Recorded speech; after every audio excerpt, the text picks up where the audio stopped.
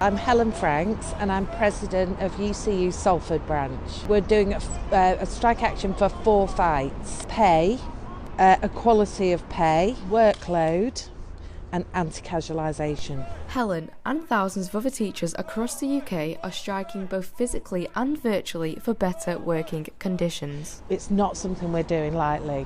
We really don't want to be here this morning, but we feel we have to be. Dr Imran, Vice President of the UCU, explains how universities could afford a £2,500 increase per member of staff. Tuition fee increase has gone up between 2014 and 2020, 40%. Higher education income has gone up 15%.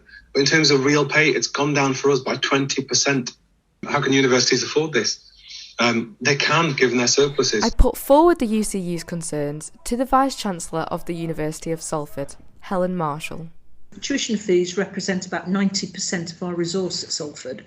That unit of resource has stayed static for the best part of a decade, and yet prices have gone up. So the idea that we can afford $2,500 per member of staff is just not there. Prices have gone. Council tax, inflation. How are we as individuals meant to afford this if our pay is falling? I asked Helen if she felt that her £200,000 salary could be justified when her colleagues are facing a fall in pay. It's a good question. Maybe they ought to look at Vice-Chancellors' wages more generally across the sector in comparable organisations and see where my salary is. I'm not saying I don't earn a lot of money. I'm not arguing about that. But could that point not be argued for the wage of your lecturers? Well, they're all on the national pay scale.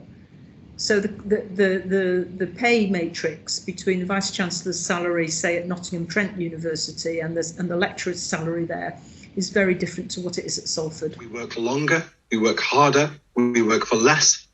It doesn't make sense. I do feel for the staff. It's not like, we think you don't deserve this, you don't deserve that, you don't deserve the other. It's not like that. Helen says that many of her colleagues are struggling. We have members who go to food banks. We also have members who are saying they can't pay their electricity and gas bills. I hear what they're saying. But we don't pay the minimum wage, we pay the living wage at Salford, which has been calculated to ensure that people can afford to live.